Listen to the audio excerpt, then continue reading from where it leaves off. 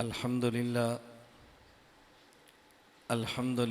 वहदहु ला शरीक ला वस्सलातु वस्सलामु अला मन ला नबिय्य बअदा अम्मा बादु फ़अऊज़ु बिल्लाहि मिनश शैतानिर रजीम बिस्मिल्लाहिर रहमानिर रहीम वमा अर्सलना मिर रसूलिन इल्ला बिलिसानि क़ौमी अल्लाहुम्मा सल्लि अला मुहम्मद व अला आलि मुहम्मद कमा सल्लैता अला इब्राहीम व अला आलि इब्राहीम इन्नका हमीदुम मजीद।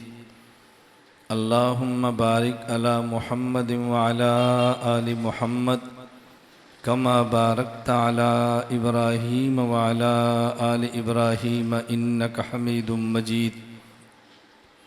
सलाम उस पर के जिसने बेकसूं की दस्तगीरी की, सलाम उस पर के जिसने बादशाही में फ़कीरी की, सलाम उस पर के असरारे मोहब्बत जिसने समझाए, सलाम उस पर के जिसने ज़ख़म खाए फूल बरसाए, सलाम उस पर जो खून के प्यासों को कुबाएँ देता था, सलाम उस पर जो गालियाँ सुनकर भी दुआएं देता था, सलाम उस पर कि जिसके घर न चांदी थी न सोना था, सलाम उस पर कि टूटा हुआ बोरिया जिसका बिछौना था, सलाम उस पर कि जिसने खोल दी मुश्कें असीरों की, सलाम उस पर कि जिसने भर दी झोलियाँ फ़कीरों की। मुअज़्ज़ज़ उलमाए किराम, मेरे नहायत वाजिबुल एहतराम बुज़ुर्गों, मसलक अहलु सुन्नत वल जमात अहनाफ देवबंद से ताल्लुक़ रखने वाले दोस्तों और भाइयों, आप हज़रात मुसलसल बयानात से मात फरमा रहे हैं और आप में से अक्सर अहबाब मेरी आदत से वाकिफ़ हैं कि मैं सामीन पर बोझ उनकी ताकत से ज़्यादा नहीं डालता। जितना दिमाग मज़मून संभाल सकता है मैं उतना ही मज़मून पेश खिदमत करता हूँ। बयानात इतने करें, इतने सुने कि जिसको आप संभालें और उसको महफूज करें, दलील के साथ बात समझें और दलील के साथ दूसरे को कायल करें। अल्लाह रब्बुल इज़्ज़त का एहसान और करम है, उन्होंने हमें ख़ातमुन नबिय्यीन हज़रत मोहम्मद सल्लल्लाहु अलैहि वसल्लम का उम्मती होने का शर्फ़ बख्शा है। हुज़ूर अकरम सल्लल्लाहु अलैहि वसल्लम सिर्फ़ नबी ही नहीं बल्कि आखिरी नबी हैं। हमारे इस दौर में जहाँ और फितने हैं, एक बहुत बड़ा या सबसे बड़ा फितना वो ख़त्म नबूवत के इनकार का है। इस फितने के ख़िलाफ़ एक बहुत बड़ी कानूनी जंग हमारे अकाबिर लड़ चुके हैं और उस जंग को बिहम्दिल्लाह ताला जीत चुके हैं। वो कानूनी जंग है कि पाकिस्तान के कानून ने ख़त्म नबूवत के मुनकिर को काफिर करार दिया है। अब इस फितने के ख़िलाफ़ काम करने के लिए हमारे मुल्क का कानून हमारे रास्ते में रुकावट नहीं है। ये छोटी बात नहीं है। असम्बली की जंग है, 17 दिन की बहस है। हज़रत मौलाना मुफ्ती महमूद नव्वरल्लाहु मरक़दहू ने शब रोज़ उस पर मेहनत फरमाई है। मैं समझता हूँ उस मेहनत में तन्हा मुफ्ती महमूद नहीं थे, इस काफ़िले के कायद वो थे और जंग में शरीक और भी थे। मुख्तलिफ मसालिक के उलमा और अकाबिर शरीक थे और जिसने इस मौजू पर मामूली सा काम भी किया है, हम अज़मत के साथ उनकी खिदमत को सलाम पेश करते हैं। हुज़ूर अकरम सल्लल्लाहु अलैहि वसल्लम आखिरी नबी हैं। कानून इस मसले पर हमारा साथ देता है और ये अल्लाह का बहुत बड़ा करम और फ़ज़ल है।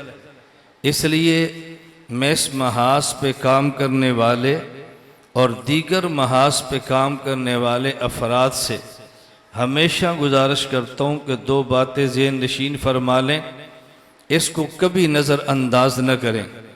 ये लफ्ज़ याद रख लें और पका लें कि हम देवबंद वाले इस्लाम को छोड़ेंगे नहीं और हम कानून को तोड़ेंगे नहीं। ये ज़हन बना लें, इस्लाम को छोड़ेंगे नहीं और कानून तो तब तोड़ें जब कानून हमारा साथ न दे। जब साथ देता है तो फिर तोड़ने की ज़रूरत क्या है। इतनी जंग लड़ो जितनी जंग संभाल सकते हो, वो जंग न लड़ो जो जंग संभालना आपके बस में नहीं है। मैं स्टेज पे आने वाले अक्सर खुतबा से अर्ज़ करता हूँ कि हम बरकर रहें तो अच्छा है, हम कायद न बने तो अच्छा है।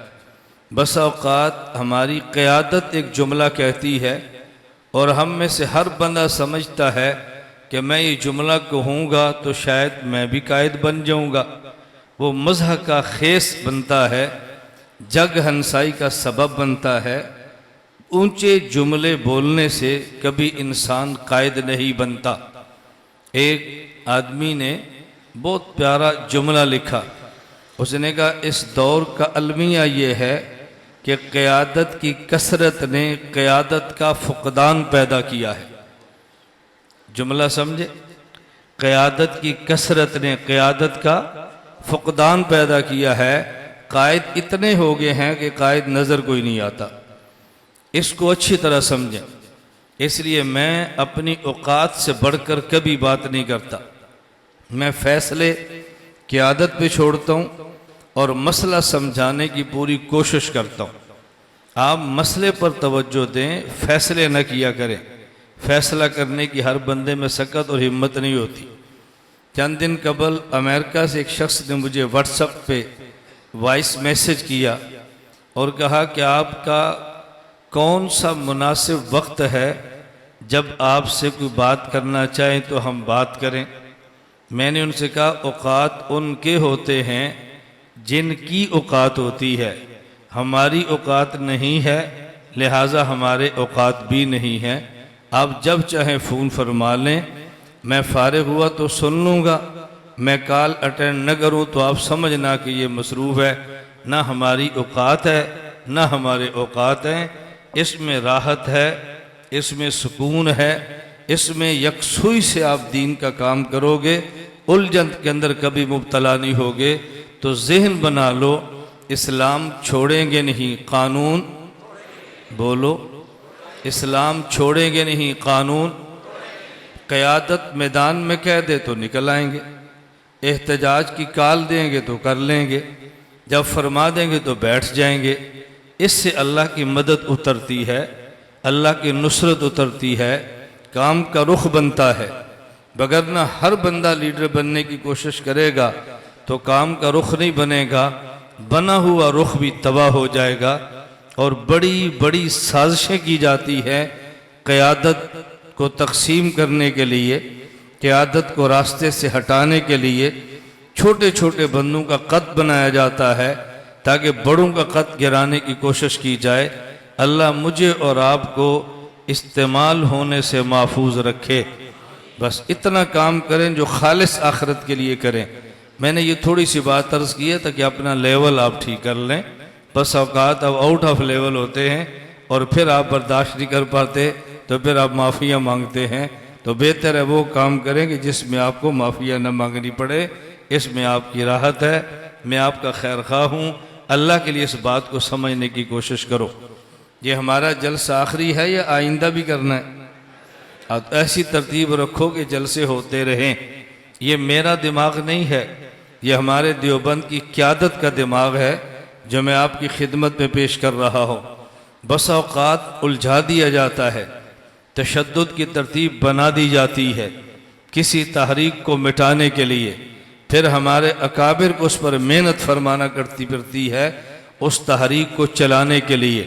तो हमने तहरीक को मिटाना नहीं है, हमने तहरीक को चलाना है इंशाअल्लाह उल अज़ीज़। बात तवज्जो से आप समझ लें। आप और मैं, हर बंदा न चीफ जस्टिस को ललकारे, न हम में से हर बंदा चीफ ऑफ आर्मी स्टाफ को ललकारे, वो बहुत बड़े हैं। मैं आपको मशवरा दूंगा कि हर बंदा अपने थाने के SHO को भी न ललकारे, वरना आप परेशान हो जाएंगे। जो ललकारता सजते हैं ना, वो ललकारते रहे, बस आप न ललकारो, आपके बस में नहीं है। कुछ मेरी बात समझ आ गई? समझ आ रही? हर बंदा ना ये तरतीब इख्तियार करो, एक दो को रहने दो, बाकी उनका साथ दो, इसी में खैर है, इसी में खैर है। अल्लाह ताला हमें ये बात समझने की तौफीक अता फरमाए। मेरा मकसद कोई कमज़ोरी नहीं है, मैं दावा नहीं करता, लेकिन शायद आप में से कोई हमसे ज़्यादा जज्बाती हो। शायद मैं ये तो नहीं कहता कि हमसे ज़्यादा कोई दलेर हो कि मुनासिब नहीं है, लेकिन मैं कहता हूँ आप औकात में रह के काम करो। जब काल आ जाए निकल आओ, जब काल आए आ जाओ, जब मना कर दें बस बैठ जाओ, यही बेहतर है ना। हाँ, इसका आप ख्याल फरमाएं। हम अल्लाह के आखिरी पैगंबर के उम्मती हैं। इस दौर में एक शख्स जिसने दावा किया नबी होने का, मैं लंबी गुफ्तगू नहीं करता, इस मजलिस में 3 सवाल ज़ेहन नशीन फरमा लें जो आपके मद्दे मुकाबिल हैं। चलें इख्तिसार से 4 कर लें, जितने हुए हम उतने कर लेंगे थोड़े वक्त में। मेरी आदत है मैं आने में भी पाबंदी करता हूँ, जाने में पाबंदी करता हूँ। कराची की तो मैं इतनी रियायत करता हूँ कि आप सोच भी नहीं सकते, इतनी रियायत करता हूँ। वरना हमारे यहाँ पंजाब में तो मामूल रहता है, मौलाना साहब 7 बजे बयान शुरू होगा, मैंने कहा बताओ ख़त्म कितने बजे होना है? चाची 8 बजे। मैं कहता हूँ मैं 7 बजे स्टेज पर हूँगा, हमारी घड़ी चलना शुरू हो जाएगी। अब 7 बजे ख़त शुरू कराओगे फिर भी 8 बजे, 7:15 कराओगे फिर भी 8 बजे, 7:30 कराओगे फिर भी 8 बजे, 7:45 कराओगे फिर भी 8 बजे। हमने 8 बजे स्टेज छोड़ देना है और मैं छोड़ देता हूँ। इसी वजह से पूरे मुल्क में मेरे बारे में मारूफ है, जो टाइम लिखेंगे लोग उस टाइम पे आ जाते हैं। और मैं आज भी ताख़ीर से नहीं आया, बस अवत ख़दशा होता है कि रोड ब्लॉक ना हो, कोई मसला ना हो। तो मैं मगरिब की नमाज ट्रैफिक की वजह से ताख़ीर हो गई, लेकिन मगरिब के वक्त में मेरे जामिया उस्मानिया कारी उस्मान साहब दामद बरकातुम क्या पढ़ी है, उसके बाद जो मुझे वक्त दिया मैं उसी हिसाब से 9 बजे तैयार होकर बैठ गया। अभी बुलावा, अभी बुलावा, अभी बुलावा।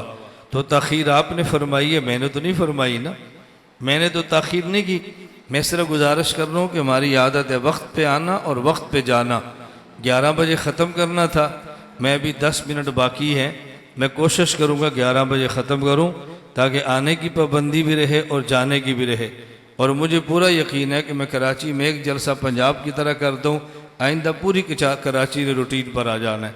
मैं चूँकि रियायत कर जाता हूँ, आप मुझे ख़राब करना शुरू करते हैं, उससे फिर नुकसानात बहुत होते हैं। तवज्जो रखें। नंबर 1 सवाल ज़ेहन नशीन फरमाएं। जो ग़ुलाम अहमद कादियानी को नबी मानते हैं उनसे पूछो तुम्हारे नबी का नाम क्या है? वो कहेंगे हमारे नबी का नाम है ग़ुलाम अहमद। आप कहो हमने कुरान पढ़ा है, हमने हदीस पढ़ी है, हमने इस्लामी तारीख़ पढ़ी है। ये पढ़ी का मतलब ये नहीं कि आपने पढ़ी है, पढ़ी का मतलब कि हमने पढ़ी है, आप उस पर एतमाद कर लें। को भाई हमने पढ़ी है और जहाँ तक गुज़श्ता अम्बिया के नाम कुरान में देखे और बास अम्बिया के नाम कुरान में नहीं हैं और दीगर रिवायात में आए हैं, नबियों के नाम जितने देखे हमने मुफरद देखे, मुरक्कब नहीं देखे। मुफरद का माना एक लफ्ज़, मुरक्कब का माना 2 लफ्ज़ मिलाएं तो एक बने। हज़रत आदम मुफरद, हज़रत नू मुफरद, इब्राहीम मुफरद, मूसा मुफरद, इस्माईल मुफरद, दाऊद मुफरद, सुलेमान मुफरद, ज़करिया मुफरद, यहया मुफरद, हज़रत यूनुस मुफरद, याकूब मुफरद, यूसुफ मुफरद, ईसा मुफरद। आप अम्बिया के नाम देखें, जितने नबी हमारे इल्म में हैं उनका नाम मुफरद है। ये जिसका कलमा तुम पढ़ते हो इसका नाम मुफरद नहीं, इसका नाम ग़ुलाम अहमद मुरक्कब है। तो नबी का नाम जितने हमने देखे वो मुफरद थे, जिसको तुमने नबी माना ये मुरक्कब है, अहमद नहीं गुलाम अहमद, हमारे नबी मोहम्मद, हमारे नबी अहमद। तुमने जिसको माना गुलाम अहमद। सवाल ये है कि नबी का नाम हमेशा मुफरद होता है, ये तुम्हारे इस नबी का नाम मुरक्कब क्यों है? हजरत आदम की तरफ निस्बत तो आदमी कहलाता है, इब्राहिम की तरफ निस्बत इब्राहिमी कहलाता है, अत मूसा की तरफ निस्बत तो मूसवी कहेगा, अत ईसा की तरफ निस्बत ईसवी कहेगा, सवाई यह है ईसाई कह लेगा। लेकिन तुम जो गुलाम अहमद रखते हो तो फिर तुम्हारी निस्बत क्या होगी? अहमदी निस्बत तो तब बने जब नबी का नाम अहमद हो, मोहम्मदी निस्बत तो तब बने जब नबी का नाम मोहम्मद हो। तुम्हारे नबी जिसको तुमने माना वो गुलाम अहमद है, तो फिर अहमदी निस्बत क्यों है? गुलाम अहमदी तो निस्बत आप बताते नहीं है। जब भी पूछे तुम कौन हो, कहते हो अहमदी। नबी का नाम क्या है? गुलाम अहमद। तो जब गुलाम अहमद है तुम अहमदी क्यों हो? जब तुम अहमदी हो वो अहमद क्यों नहीं है? सवाल समझ आ गया भाई? आ गया सवाल समझ? जब खुद को अहमदी कहते हैं तो नबी जी अहमद क्यों नहीं है? और जब वो गुलाम अहमद है तो तुम अहमदी क्यों हो? ये कितने आसान से सवाल है, कोई मुश्किल तो नहीं है ना, पेचीदा नहीं है। तो नबी का नाम मुफरद है, इसलिए निस्बत नबी की तरफ है। जब नाम मुरक्कब होगा तो नबी की तरफ निस्बत कैसे होगी? तुम जो निस्बत करते हो वो मुफरद की तरफ है, और जिसका नाम लेते हो वो मुरक्कब है। या उसका नाम अहमद होता, तुम अहमदी होते। जब तुम अहमदी हो तो फिर वो अहमद होता। हजरत अमीर शरीयत अताउल्लाह शाह बुखारी, अल्लाह उनकी कब्र पे करोड़ों रहमतें नाजिल फरमाए। हजरत शाहजी को एक मिर्ज़ई ने कहा, उसने कहा शाहजी जिस नबी को हम मानते हैं इस नबी का नाम कुरान में है। शाहजी ने कहा किसका नाम? कहा जी हमारे नबी का। कहा तुम्हारे नबी का नाम क्या है? कहा जी गुलाम अहमद। कहा ये तो कुरान में नहीं है। कहा जी कुरान करीम में है, मुबश्शिरम बिरसूली याती मिन बाद इस्मुहु अहमद। अहमद। शाहजी ने कहा वो तो अहमद है, तुम्हारे नबी का नाम तो गुलाम अहमद है। कहते जी असल तो अहमद थे, ये तो हुजूर की वजह से गुलाम अहमद कहा, हैं तो अहमद, बस वैसे गुलाम अहमद कहते हैं। शाहजी ने कहा अगर असल नाम अहमद है और गुलाम अहमद वैसे कहते हो फिर तो 100% बात है कि ये नबी हरगिज नहीं। कहा जी क्यों नहीं? फरमाया नबी तो वो बनता है जिसे मैं बनाता हूँ, मैं नबी न बनाऊं तो नबी बन ही नहीं सकता। मैंने इसको नबी नहीं बनाया, ये कैसे बना? नबी बनाना तो मेरा इख्तियार है। कहा जी शाहजी आप नबी बनाते हैं? फरमाया है मैं नबी बनाता हूँ, मैं न बनाऊं तो नबी बनता नहीं। इसे मैंने नहीं बनाया तो कैसे बना? कहा जी आप कैसे बनाते हैं? कहा इसलिए कि मैं अल्लाह हूँ, अल्लाह नबी बनाए तो बनता है, ना बनाए तो नहीं बनता। शाहजी आप तो अताउल्लाह हैं। कहा अता तो वैसे ही है, असल में तो मैं अल्लाह हूँ। उनने कहा जी ये कैसे? फरमाया जैसे वो असल में अहमद ना गुलाम ऐसे ही है, तो फिर मेरा भी अता ऐसे ही असल में मैं अल्लाह हूँ। वो असली अहमद था तो मैं भी असल में अल्लाह हूँ। तो मैं अताउल्लाह से अल्लाह नहीं बन सकता, तो वो गुलाम अहमद से अहमद कैसे बन सकता है? तो मैं भी देखो तो मेरे नाम से कुरान पढ़ा है, जगह जगह अल्लाह अल्लाह आता है। अता तो वैसे ही बस अम्मी ने रख दिया तो हो गया। तो मैं महज अता रखने से अल्लाह नहीं बन सकता, तो वो फिर अहमद कैसे बन सकता है? हमें समझाओ। अमीर शरीयत अताउल्लाह शाह बुखारी रहमतुल्लाह अलैह आलिम भी थे, मुनासिर भी थे और बहुत अजीब आदमी थे। अब उन्वान ये नहीं कि मैं शाह जी की बातें सुनाऊं। अंग्रेज के दौरे हुकूमत में अदालत में एक केस आ गया। केस करने वाले कौन हैं? अहलो सुन्नत के मुकाबले में लोग। उनने कहा जी हम सहाबा पे तबर्रे करते हैं, हम सहाबा पे सब करते हैं, अलयाज़ुबिल्लाह कहते हम गाली देते हैं। अदालत में केस किया कि हमें इजाज़त होनी चाहिए, क्योंकि सहाबा पे तबर्रा हमारा मज़हब है और अंग्रेज़ के कानून में मजहबी आज़ादी है। तो इन सुन्नियों से पूछो हमसे नाराज़ क्यों होते हैं? हमारा मज़हब है, मज़हब की अदालत में कानून में आज़ादी है, तो हम अपने मज़हब में आज़ाद हैं। ये सुन्नी बिलावजह गर्म होते हैं। अंदाज़ा करो, उन्वान सहाबा का और अदालत में पेश हो रहे हैं अताउल्लाह शाह बुखारी। फरमाया मैं अदालत में आना चाहता हूँ, मुझे मौका दिया जाए। शाह जी अदालत में आए। अंग्रेज़ ने पूछा शाह जी क्यों आए? फरमाया मैं सुन्नी हूँ, हमारे खिलाफ केस आया है तो मैं केस के लिए पेश हुआ हूँ। शाह जी को पूछा तुम क्या कहते हो? फरमाया मैं इनके मौक़िफ़ की तायीद करता हूँ, मैं इनकी तायीद करने के लिए आया हूँ। ये जो कहते हैं बिल्कुल ठीक है। सहाबा को गालियाँ देना इनका ईमान है, इनका मज़हब है, लिहाजा अदालत इनको आज़ादी इजाज़त दे कि ये सहाबा को खुल की गालियाँ दें, चूँकि मज़हब की आज़ादी है। ये मज़हब इनका है और हमारा मज़हब ये है जो गालियाँ दे उसको ठुकाई करो। इन्हें भी आज़ादी दो, हमें भी आज़ादी दो, दोनों आज़ाद हैं। बस मैं तो इनकी तईद के लिए आया हूँ। मैं नहीं कहता इनके हक़ में, मैं कहता हूँ अंग्रेज़ अदालत इनके हक़ में फैसला करे, भाई तुम्हें आज़ादी है खुल के गालियाँ दो, और हमें को तुम्हें आज़ादी है खुल के ठुकाई करो। न पर्चा इन पर हो न पर्चा इन पर हो, हम दोनों को आज़ाद छोड़ दो। ये बहुत जल्दी मसला हल हो जाएगा। ये मीर शरीयत अताउल्लाह शाह बुखारी रहमतुल्लाह अलैह थे।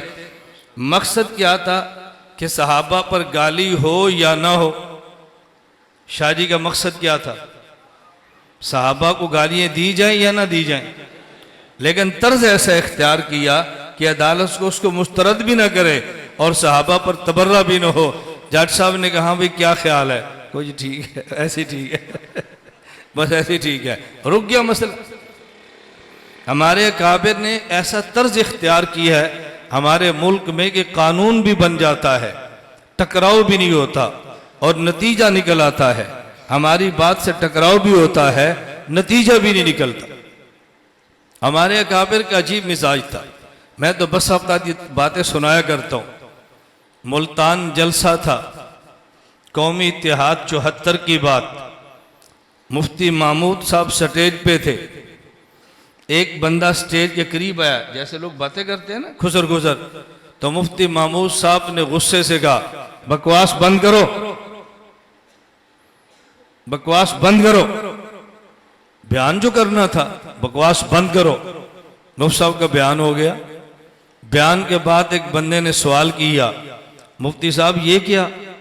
हम तो सुनते थे आप बड़े संजीदा हैं, बड़े मुदब्बिर हैं, बड़े हलीम हैं, बड़े सीने वाले हैं, और आप भी वह कहते हैं बकवास बंद करो। मुफ्ती साहब ने फरमाया आप बताओ बकवास जारी रहना चाहिए या बंद होना चाहिए? कहा जी बंद होना चाहिए। कहा मैंने क्या कहा? मैंने भी कहा बकवास बंद करो, तुम भी कहते हो बंद होना चाहिए। तो फिर ये कौन सा तदब्बुर के खिलाफ है? मैंने कौन सी सख्त बात की है? मैंने तो वही बात की है जो आप कह रहे हैं। समझ आ रही? मैं ये वाक़यात इसलिए सुनाता हूँ कि आपको एहसास हो हमारे अकाबिर उलमा देवबंद क्या थे। हम देवबंदी हैं लेकिन देवबंद को पढ़ते और सुनते नहीं हैं। फिर हमें कभी शक पड़ने लग जाता है। हमें तो सीधा साधा मुसलमान कहना चाहिए, हमें तो खुद को देवबंदी नहीं कहना चाहिए। हम प्रोपोगंडे से मुतासिर हो जाते। मानसेरा में एक जगह है पढ़ेना, 1991 मेरा तालिब इल्मी का दौर था। वहाँ मैं बयान के लिए गया। मैंने बयान में देवबंद का लफ्ज़ बोला। बयान के बाद एक साहिब मुझे कहने लगे आप ये क्यों नहीं कहते मैं मुसलमान हूँ, ये क्यों कहते हैं मैं देवबंदी हूँ? मैंने कहा आप कहाँ रहते हैं? कहते हैं पढ़ेना। मैंने कहा आप क्यों नहीं कहते मैं दुनिया में रहता हूँ? मैंने पूछा कहाँ रहते हैं? कहो दुनिया में। आप दुनिया में रहते हैं या बरज़ख में? कहा जी दुनिया में।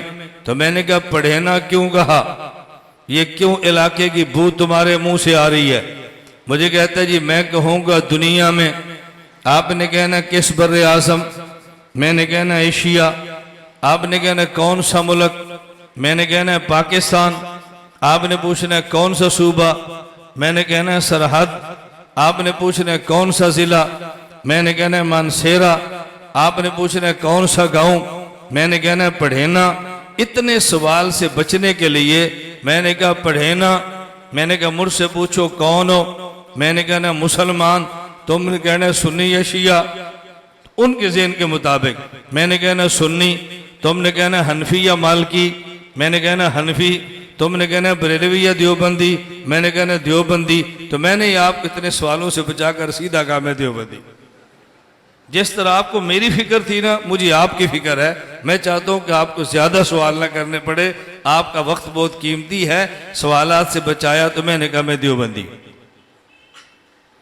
तो जब हम देवबंदी हैं तो देवबंद समझाना चाहिए ना, हमारे काबिर का मिजाज क्या था, समझाना चाहिए। यह बात अच्छी तरह से नशीन फरमा लो।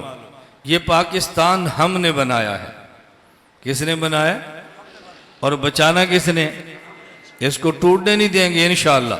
अल्लाह ने चाहा तो नहीं टूटने देंगे।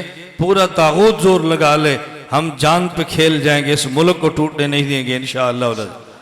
हमारे काबिर का बहुत अजीब ज़ौक़ था। मुझे एक बात याद आ गई, 1965 का दौर था।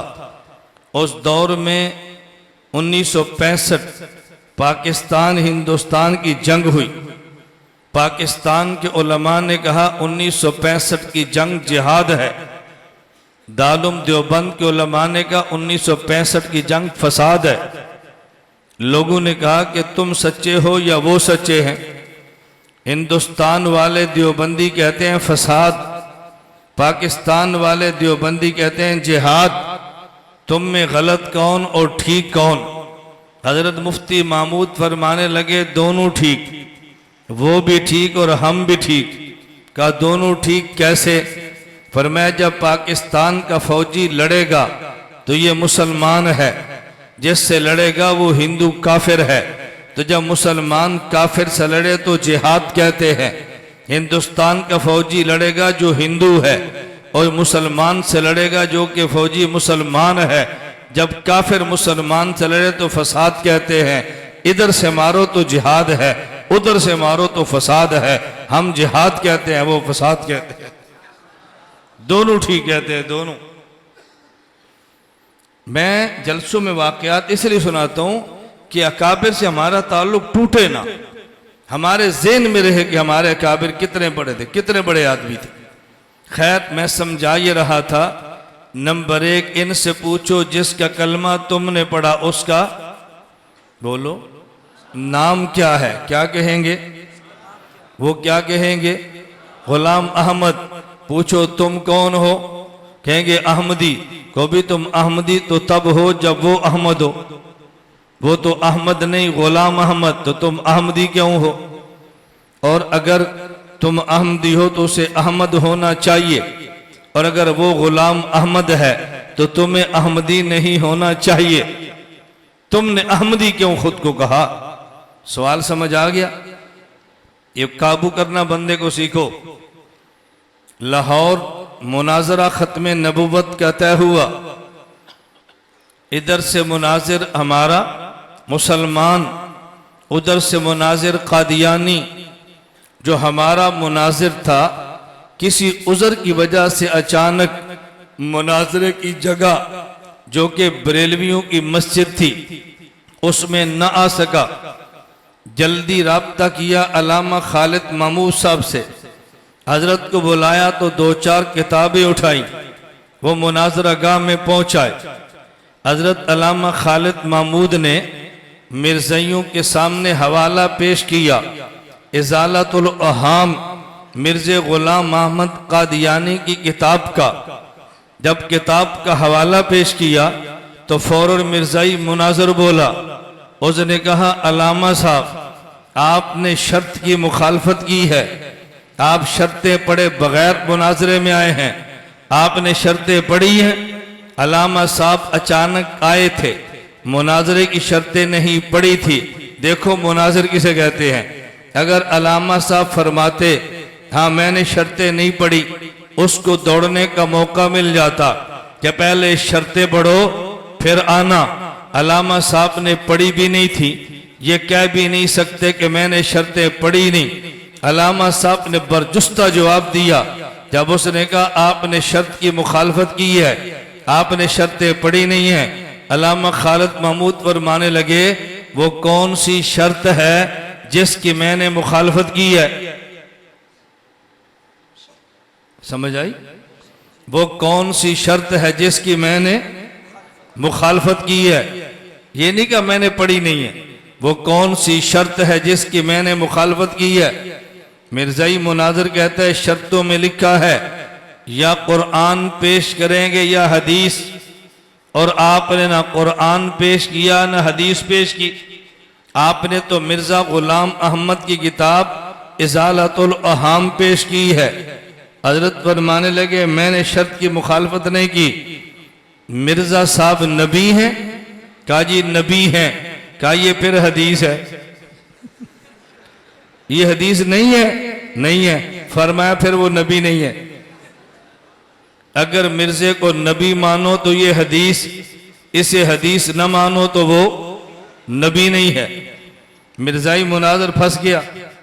मुनाजिर तो मुनाजिर होता है ना, खा काफिर ही हो, वो मुनाजिर था। और उसकी चाल देखें, उसने कहा हमें काफिर कह के हमसे लड़ते हो। मौलाना साहब जरा ऊपर देखें क्या लिखा है। कहा क्या लिखा है? मस्जिद बरेलवियों की थी। कहा या अल्लाह या मोहम्मद, या अल्लाह या मोहम्मद, ये शिरक है। मुशरिक की मस्जिद में हमसे मुनाजरे, पहले इनसे लड़ो फिर हमसे लड़ना। अल्लामा साहब ने पूछा कि ये जो लोग मुनाजरा सुनने के लिए आए हैं, कोई तुम में से ऐसा बंदा जिसने हज किया हो? दो चार खड़े हो गए। कोई ऐसा बंदा जिसने उमरा किया हो? चार पांच और खड़े हो गए। तुमने जद्दा में या अल्लाह या मोहम्मद देखा है? कहा जी नहीं। मक्का मुकरमा में या अल्लाह या मोहम्मद देखा है? कहा जी नहीं। मदीना मुनव्वरा में या अल्लाह या मोहम्मद देखा है? कहा जी नहीं। शाह जी फरमाने लगे या दो किस्म का है, एक है या अरबी वाला और एक है या पंजाबी वाला। या ये एक है या अरबी वाला, एक है या पंजाबी वाला। ये या पंजाबी वाला है, ये अरबी वाला नहीं है। अगर अरबी वाला होता तो जद्दा लिखा होता, अरबी वाला होता तो मक्का लिखा होता, अरबी वाला होता तो मदीना लिखा होता। ये इन्होंने, अब मैं पंजाबी बोलने लगा हूं, ए इन्ना या पंजाबी आला लिखे है। ये आंदे ने या अल्लाह मनने या मुहम्मद मनने। मिर्जे का दियानी उन्हें नहीं मनदे। ए शिरक नहीं, ए तेरे प्यो दे कुफर ते मोर है। ये है हमारे अकाबिर को। हम जैसा जज्बाती होता ना तो लड़ाई नहीं शुरू कर देता, लड़ाई नहीं होने दी। उस मसले को भी संभाल लिया, अपनी लड़ाई अपनी जगह पे रखी। समझ आ गई या उर्दू में समझा दूं? जी उर्दू में समझा दो, सिर्फ पठान कहेंगे। ये ऐसी समझदार कौम है, ऐसी समझदार कौम है, मैं बता नहीं सकता आपको, यकीन करो। एक पठान पंजाब में आएगा, हम 20 बंदे बैठे होंगे, एक जुमला पंजाबी बोलेंगे, वो कहेगा भी मुझे पंजाबी नहीं समझ आती, उर्दू में करो। हम जब भी इनमें जाएंगे, हम 10 बैठे होंगे, इन्होंने एक दूसरे से बात पश्तो में ही कर दी। मैं अपना तजुर्बा बता रहा हूँ। और हमारे पास आएंगे ऐसे हमें कहते हैं भाई हमें तो उर्दू में बात करो, उर्दू में। अच्छा जब हमारे पास आएंगे पश्तो का आदमी, आप मौलाना फजल रहमान साहब के बयान सुन लें, पश्तो का आदमी पंजाब में भी आएगा ना तो दरमियान में एक जुमला पश्तो का जरूर कहेगा, हमारे पख्तून यूं कहते हैं, उन बताना है कि हम पठान हैं। ये जो कह रहे हैं समझ नहीं आ रही, समझ आ गई है, लेकिन ये बताना है भी हम पठान हैं। समझ क्यों नहीं आई? अल्लामा खालिद महमूद साहब फरमाने लगे, ये तो मैं से प्यार के लिए ऐसी बात कहता हूँ, हमारा पख्तूनों से बहुत प्यार है, अल्लाह गवाह, बहुत बहुत प्यार है, बहुत मोहब्बत है। मैं बता नहीं सकता कि हमारा कितना गहरा ताल्लुक़ है। आपका तो बहुत कम होगा, हमारा बहुत गहरा ताल्लुक़। अल्लामा साहब फरमाने लगे एक है या अरबी वाला, एक है या अगर या अरबी वाला होता तो जद्दा मक्का मदीना लिखा होता। यह है या पंजाबी वाला। ये कहते हैं या अल्लाह को मानते हैं या मोहम्मद को मानते हैं, मिर्जा गुलाम मोहम्मद कादियानी को नहीं मानते। ये हाजिर और नाजिर शिरक का मसला नहीं है, ये मिर्जा कादियानी के कुफर पे मोहर लगाई हुई है। तो आप उनसे पूछो जिसका तुम कलमा पढ़ते हो इसका बोलो। मैं भी तो एक बात समझा रहा हूं ना। मैं क्यों कहता हूं भी हमें बयान मगरिब को दो, हमें बयान जोहर को दो, हमें बयान 10 बजे दो। हमारा बयान जज्बाती नहीं होता, हमारा बयान दलाइल वाला होता है। और ये आपकी और मेरी सबकी मजबूरी है कि आदमी का दिमाग थक जाता है, वो ज़्यादा देर तक बात नहीं सुन सकता। सुन भी ले तो जाग रहा होता है लेकिन समझ नहीं था, जाग रहा होता है, हमें देख रहा होगा लेकिन पूछो ना क्या हो रहा है बस हिल जाएगा, उसको नहीं पता क्या हो रहा है।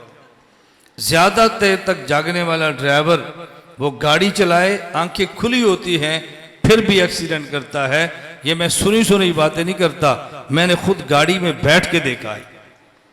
जागने वाला समझते आंख खुली है, हालांकि किसी को मारता है, दिमाग काम नहीं करता।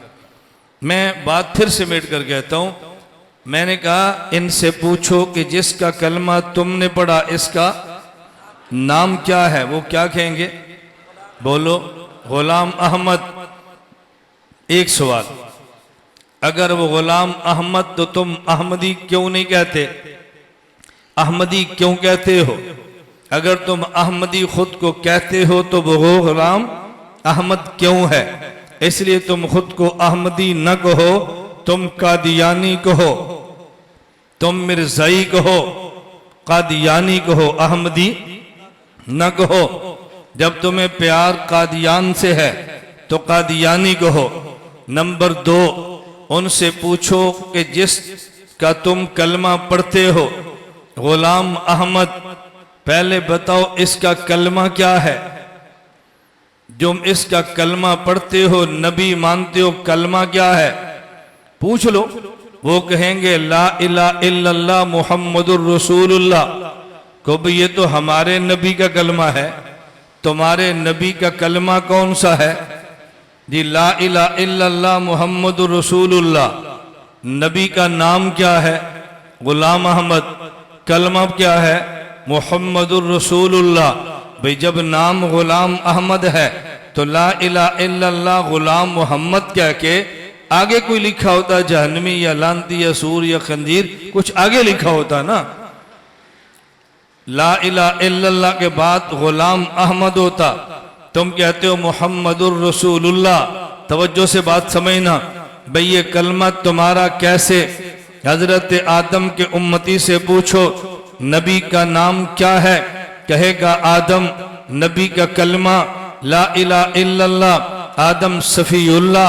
हजरत नूह के उम्मती से पूछो नबी का नाम क्या है, कहा जी नूह। कलमा क्या है? ला इलाहा इल्लल्लाह, नूह नजीउल्लाह। हजरत इब्राहीम के उम्मती से पूछो नबी का नाम क्या है, इब्राहीम। कलमा क्या है? ला इलाहा इल्लल्लाह, इब्राहीम खलीलुल्लाह। इस्माइल अलैहिस्सलाम के उम्मती से पूछो नबी का नाम क्या है, कहा जी इस्माइल। कलमा क्या है? ला इलाहा इल्लल्लाह, इस्माइल ज़बीहुल्लाह।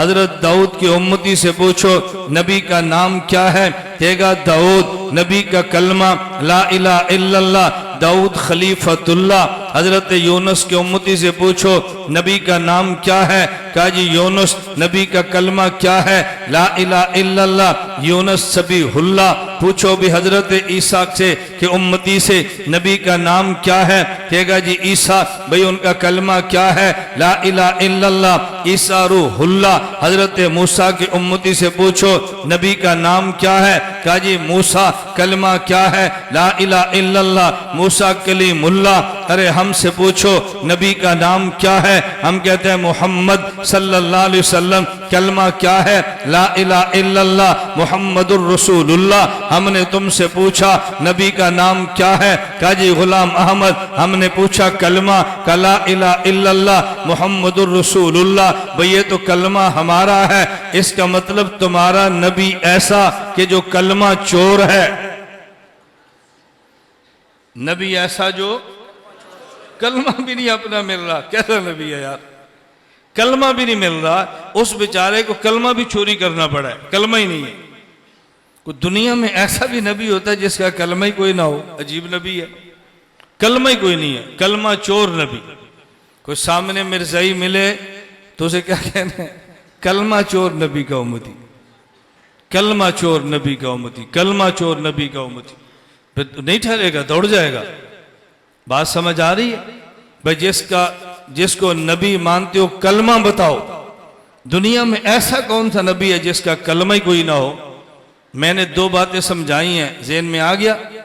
जिसका कलमा, जिसको नबी मानते हो उसका कलमा बताओ। कहा जी ला इलाहा इल्लल्लाह मुहम्मदुर रसूलुल्लाह का नाम बताओ। कहा जी गुलाम अहमद। और जब इसका नाम गुलाम अहमद है तो कलमा मुहम्मदुर रसूलुल्लाह कैसे? और जब कलमा मुहम्मदुर रसूलुल्लाह है तो नाम गुलाम अहमद कैसे? या नाम बदलो या काम बदलो, क्या करो? या नाम बदलो या भाई चोरी वाला काम छोड़ो ना, काम बदलो। नाम तुमने और रखा है, काम तुमने और रखा है। हमारा जिस तरह नाम है इसी तरह काम है। हमने पैगंबर का नाम भी बताया, कलमा पढ़ के पैगंबर का काम भी बताया। ये रिसालत काम है। इस पर तो मैं 1 घंटा कम से कम बोलता हूँ। भाई रिसालत नबी का काम कैसे है? मुहम्मदुर रसूलुल्लाह, ये मोहम्मद नाम है, रसूल काम है, खातमुन नबिय्यीन मकाम है। हम कहते हैं ना मा कान मुहम्मदुन अबा अहदिम मिर रिजालिकुम वलाकिन रसूलुल्लाह व खातमुन नबिय्यीन। मोहम्मद नाम है, रसूलुन काम है, खातमुन नबिय्यीन मकाम है। हमारे नबी का नाम आला, काम आला, मकाम आला। मैंने तो 2 सवाल आपको समझाए हैं थोड़ी मजलिस में। हमारे तो स्टेट सेक्रेटरी ने भी ऐलान किया कि मौलाना साहब बिला तखीर आते हैं। मैंने कहा जिस कौम के 10:30 बिला तखीर हो उस कौम की तखीर क्या होगी बताओ? बस ये 2 बातें ज़हन में रख लो। नंबर 1, इनसे पूछो कि जिसका कलमा पढ़ते हो उसका नाम, दूसरा उसका कलमा बताओ। बस वो कहेंगे नाम गुलाम अहमद, कहो फिर तुम अहमदी क्यों हो? अगर तुम अहमदी हो वो गुलाम अहमद क्यों है? नंबर जी कलमा मोहम्मद रसूलुल्लाह, वो जब नाम गुलाम अहमद है तो कलमा मोहम्मद रसूलुल्लाह कैसे हो गया? ये अजीब बात है। बस ये 2 सवाल ज़हन में रख लो। अल्लाह मुझे और आपको ख़त्म नबूवत पे पहरा देने की तौफीक अता फरमाए। अपना माल और जान ख़त्म नबूवत पर लौटाने की तौफीक अता फरमाए। दुआ से फारिग होंगे। मैं कहता हूँ लट लो, वो जा रहे हैं जी, देख लो। शाबाश। नहीं मैं तो नहीं बिठाता, तशरीफ रखें। हम तो कहते हैं किसी ने उठना है तो जाओ। मैं कब मना करता हूँ?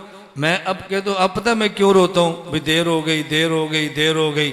आप कहते हैं नहीं, आप मारते हो चस्के, हम समझाते हैं मसला। गुजारिश समझ आ रही है? फारिग होंगे, बाहर लिटरेचर किताबें पढ़ी हैं, लिटरेचर खरीदो, मुताला फरमाओ। अल्लाह मुझे और आप सबको रसूल अकरम सल्लल्लाहु अलैहि वसल्लम का सच्चा उम्मती और आशिक बनाए। व आखिर दावाना अनिल हम्दुलिल्लाह।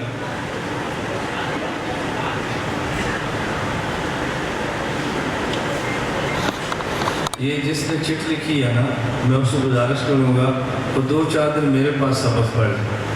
बात चिट्ठे खालिस तलबा के लिए जिसका आवाम से कोई ताल्लुक़ नहीं होता, मैं चिट पढ़ देता हूँ। लफ्ज़ अल्लाह कुल्ली है या जुज़ी, ये चिट है। अगर कुल्ली है तो कलमा तय्यबा तौहीद के लिए मुफीद नहीं रहता।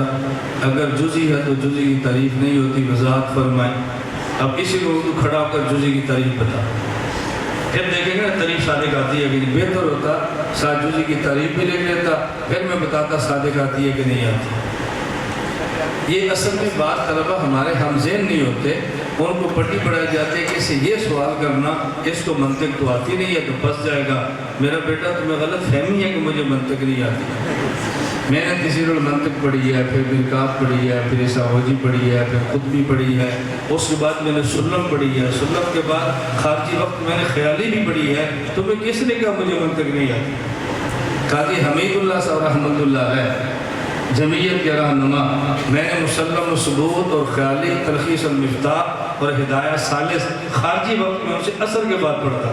जब आप पढ़ने का सोच भी नहीं सकते, आपको गलत फहमी एक मुझे मंतक नहीं आती, मैंने इसलिए कहा कुछ दिन हमारे पास सबक पढ़ लो, ये उलझने आपकी ख़त्म हो जाएगी कि ये मुदरस नहीं है। ये चिट्ठे समझाई जाती है, ये करो तो ये करो। अल्लाह हम सब को अमल की तौफीक दे। अल्हम्दुलिल्लाह रब्बिल आलमीन वस्सलातु वस्सलामु अला रसूलिही व अला आलिहि व सहाबिही अजमाईन। ऐ अल्लाह हम सब के गुनाहों को माफ़ फरमा, ख़ताओं से दरगुजर फरमा, रसूलुल्लाह सल्लल्लाहु अलैहि वसल्लम का सच्चा उम्मती बना, सुन्नतों पर अमल की तौफीक अता फरमा, कमियाँ कोताहियाँ माफ़ फरमा दे, बीमारों को सेहत अता फरमा दे, आफ़ियत के साथ दीन की खिदमत के लिए कबूल फरमा। जो हज़रात तशरीफ़ लाए इनका आना कबूल फरमा, जिनने जलसे का अहतमाम किया इनकी मेहनत कबूल फरमा। व सल्लल्लाहु तआला अला रसूली खैर खल्क़िही मुहम्मदिन व अला आलिहि व अस्हाबिही अजमाईन। आमीन बिरहमतिका या अरहमर राहिमीन। अस्सलामु अलैकुम व रहमतुल्लाहि व बरकातुहू।